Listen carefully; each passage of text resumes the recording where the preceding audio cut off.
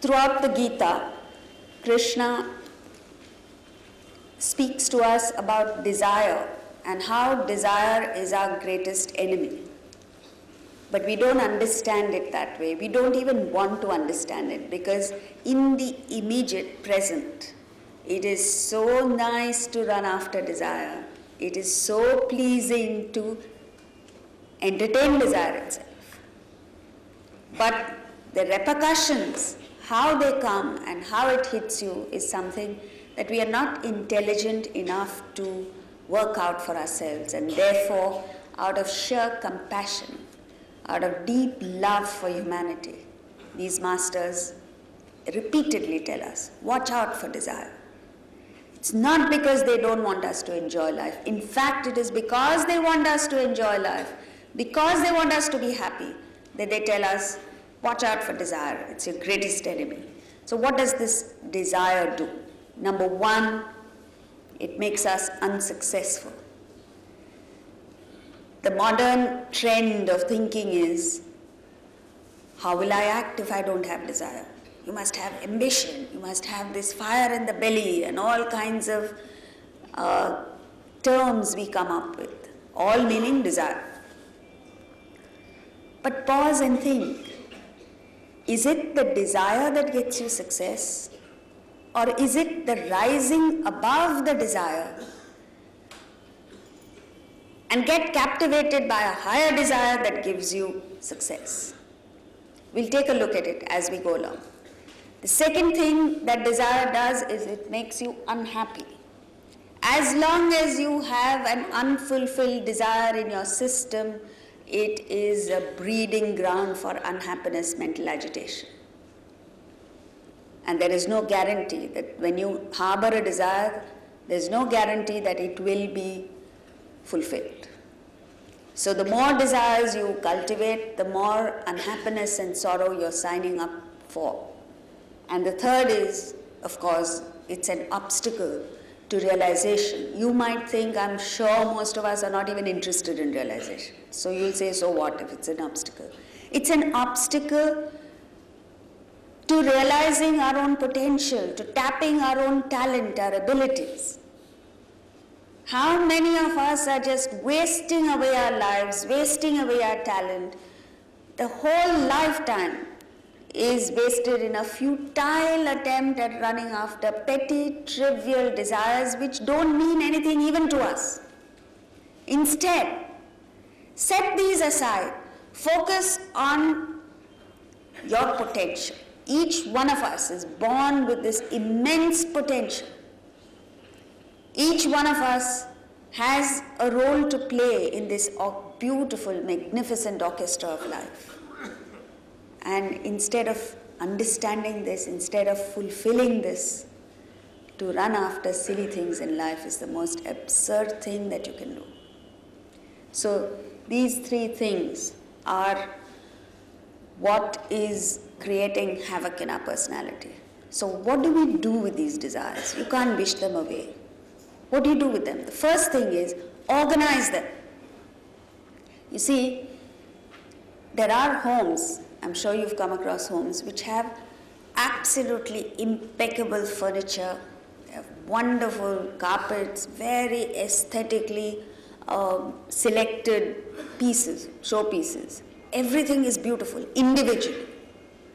But it is organized so badly, there's too many things and it's all so messy that in the end it looks like a junkyard. Haven't you seen homes like this?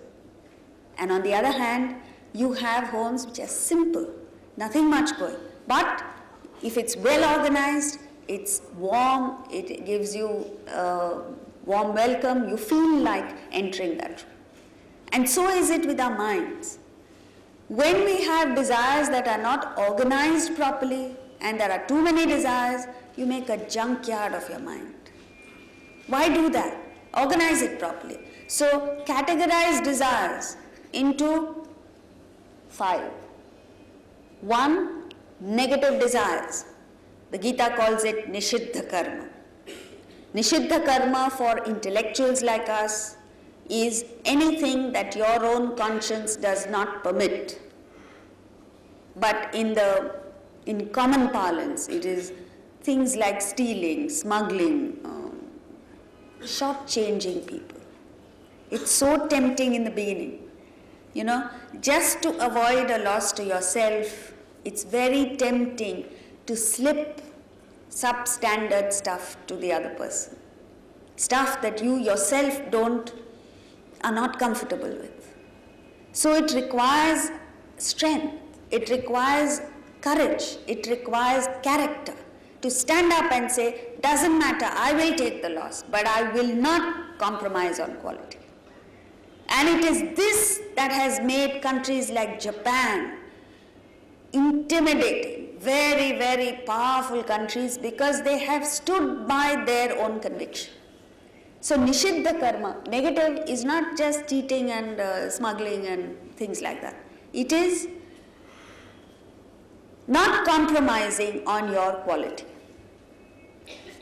Second, stray desires. Few days back was Navratri. Suppose you have never been to a, what do they call it? Dandiya. And somebody gives you an invitation. As it happened with me the other day, somebody gave me an invitation. I very politely said, thank you very much, but this is way out of my life. I cannot, it is not that there's anything wrong with it, but it's something that it's out of my purview. So a stray desire, even if, see, I wasn't tempted, I have no desire, but even if you have a stray desire, stray thought, I've never been to a Dandiya, let me go. Think about it, analyze. So half your life has gone without Dandiya, the other half can't be that bad without it. So stray desire needs to be nipped in the bud, right there. I'm just giving an example, please. I don't mean that Dandiya is bad. Third, you have a very strong desire. A typical example of this is desire to get married. You can't analyze that. If you have a desire to get married, there's only one way to go about it: suffer through it. Fourth, Swadharma. Every one of us is born with an innate talent, a distinct ability, the area of your core interest. This Swadharma must be identified. You have to flourish in it, you have to encourage it. You can't say it's a desire and I will stifle it. No. Even if it means you have to pay a price for it, go ahead and fulfill your Swadharma. And the last, spiritual. Whether you know it or not, whether you want to acknowledge or not, every one of us as human beings have this deep-rooted spiritual desire. You need to bring it up to the surface. You need to invest your thoughts in it, invest your efforts in it. Because that's the only, at the end of the day, that's the only reason why you're born as a human being. To fulfill that spiritual urge in you. So once you organize all this and you make time for it, see these two, you have to shift. Today, you might find a lot of your desires are in the top 2, 3. You have to push them to the 4th and the 5th. So when you identify your Swadharma, whatever it is, it may be art, it may be music, it may be architecture, it may be business, whatever it is, you have to focus on it.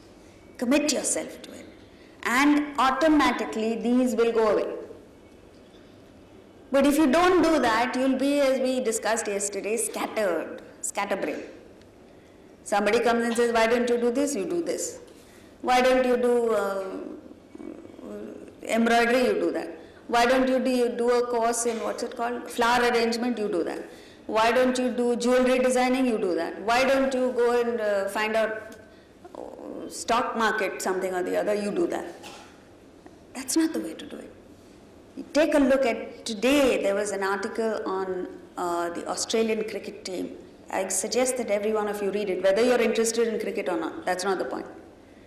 They speak of their commitment as a team to excellence, to a certain quality, and how when you're committed to something, you become acutely aware of your faults and you're quick to correct it.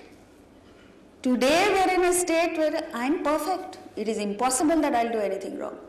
You point out a fault to somebody, maybe a printer, maybe whoever. Their first reaction is, impossible. What? At least listen to what the customer has to say. But here is a team, a person who's committed to excellence, who doesn't need external help. Even when other people say, oh, you're brilliant, you're beautiful, this, that, and the other. You know deep down where you're making a mistake. You're aware of it, and you have to strive and struggle to overcome these faults. Only then will you reach levels of excellence like the Australian cricket team, where even if their top 5 players are out of action, that team is a team to contend with. It's an intimidating force. What pleasure it gives the audience, the spectators. Doesn't matter which side you're on.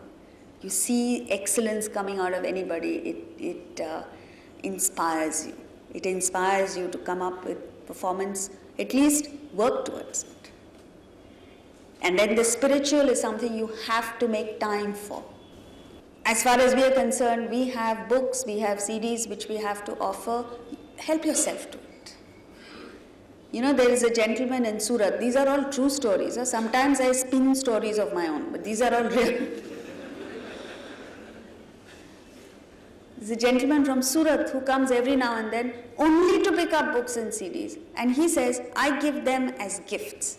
He says, in my whole life, all I've been doing is business, selfish activity. I have not done anything for the nation. I have not done anything for the society. But this one thing I do. He says, I never give a bribe to anybody. But if I have to give something, I give a gift of a book or a CD on the Gita. And they feel happy. And he says, I am inspired because the people who listen to it or read the book come back and say, it's nice and I want more.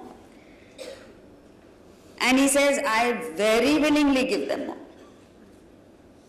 And then he says, you know, we Gujaratis, we eat too many sweets anyway. So I never give sweets. I give a book or a CD. There's another gentleman in Delhi who, you know, in Delhi, like in Bombay, traffic jams all the time. It takes anywhere between 45 minutes to an hour and a half to get from one place to the other. So instead of sitting in the car and fretting and fuming, he listens to a CD or a cassette. And the most amazing part was when I went there, I was going in his car from one place to the other for the lectures. And there was one moment when he wasn't there and his driver was there. His driver turned around and told me, he says, you know, I enjoy your lectures a lot. And I was stunned. I said, where does he listen to this? I didn't know about this. He says, oh, Saab puts it in the car. All the time it's going on in the car. Only thing is, you know, I don't understand English that much. So if you have it in Hindi, it'll be nice. That's the only thing he had. And he quoted back so many things that I've said in the lecture that in the end I realized that he has benefited more from the lectures than his boss. So that's what it is. You, in order to help you get to that commitment, you have to fall back on this knowledge of the Gita. As I said yesterday, if you have your own method to follow, please follow it.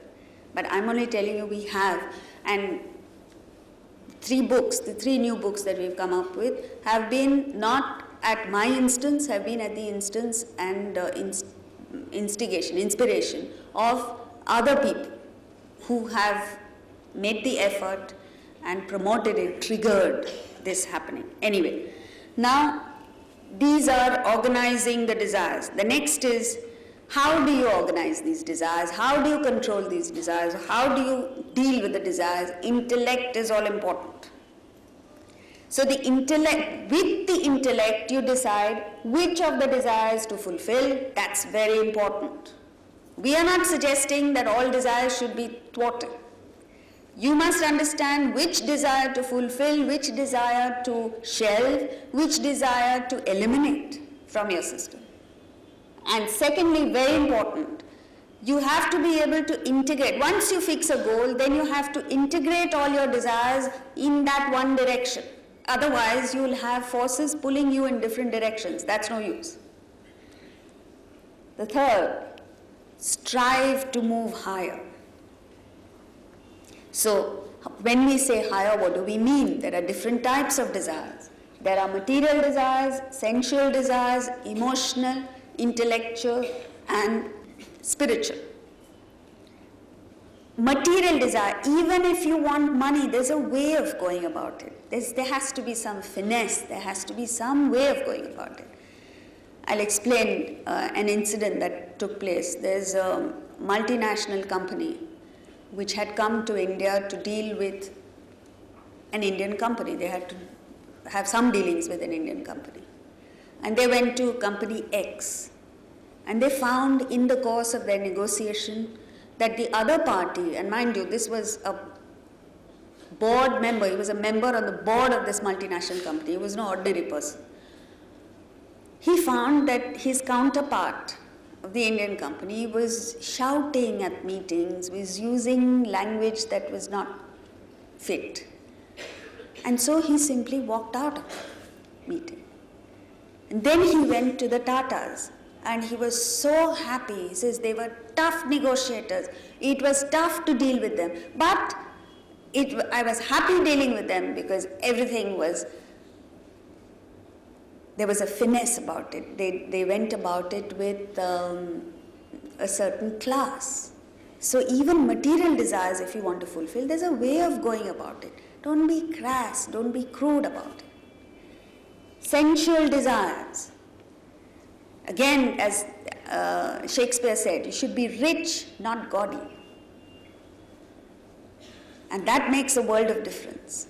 In the Indian tradition in the past, there was so much of detail gone into, but everything was aesthetic, everything was classy, not crude.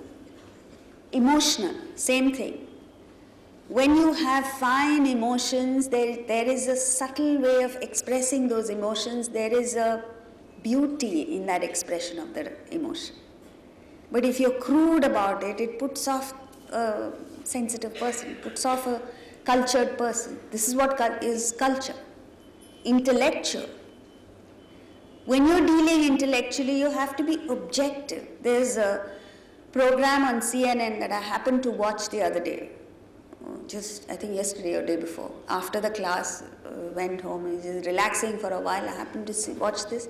It was so inspiring to see. They were discussing, there was a Pulitzer Prize winner, there were top intellectuals discussing a certain issue. All of them were objective. Everybody gave an objective view of it. It's so reassuring to hear something like that. Instead, here we're all shouting, we're all trying to force our views on the other person. Nobody is objective about it. It's no use. And spiritual also. How do you go about fulfilling this spiritual desire?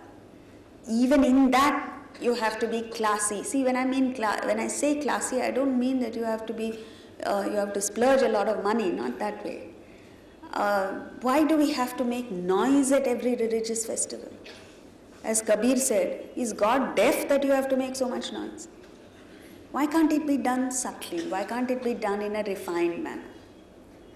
So, across the board, the type of desire that you have, you must inculcate culture in it, a certain finesse, a certain subtlety in whatever it is that you're doing.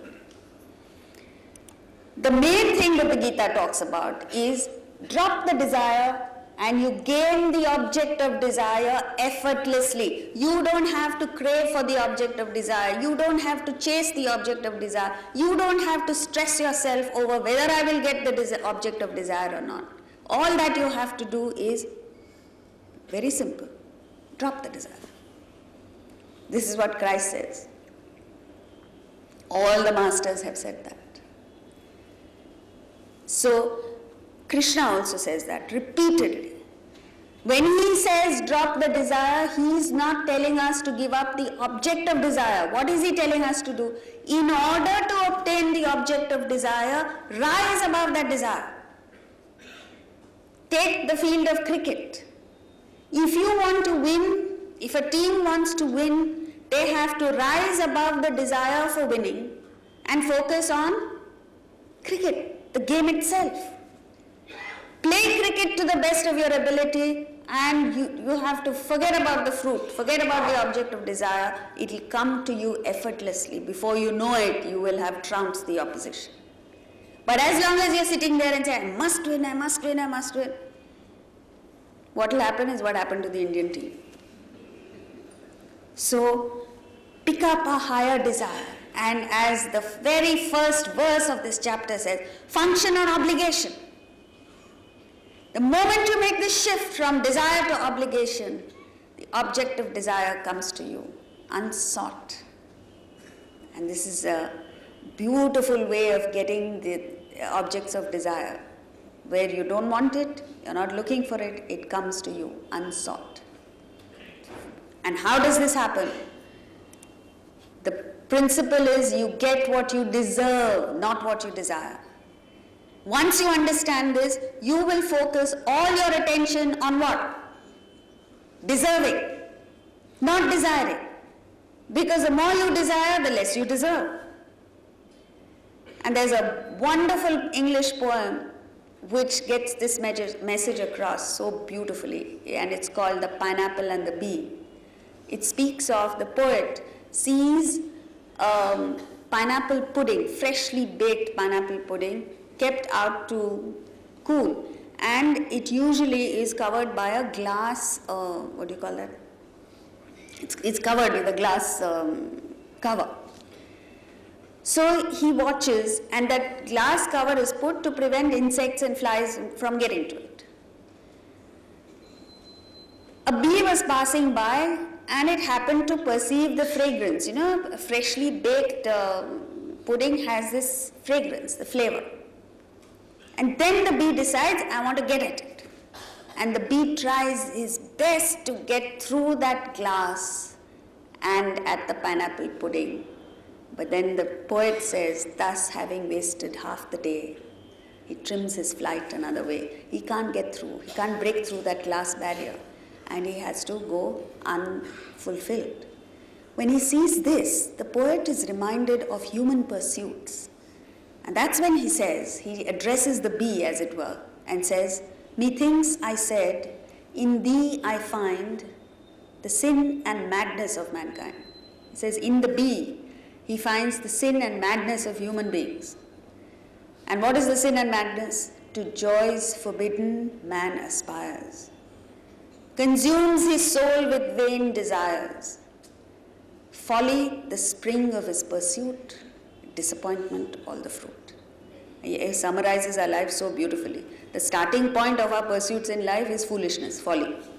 And the end result, disappointment. And then he describes, like Shankaracharya in the Bhaja Govindam, describes the two main pursuits, Kanchana and Kamini, wealth and woman. So he says, while Cynthia ogles as she passes, you know, there's a young man who's standing by the roadside, and there's a beautiful lady, Aishwarya Rai, passes by. While Cynthia ogles as she passes, the nymph between two chariot glasses.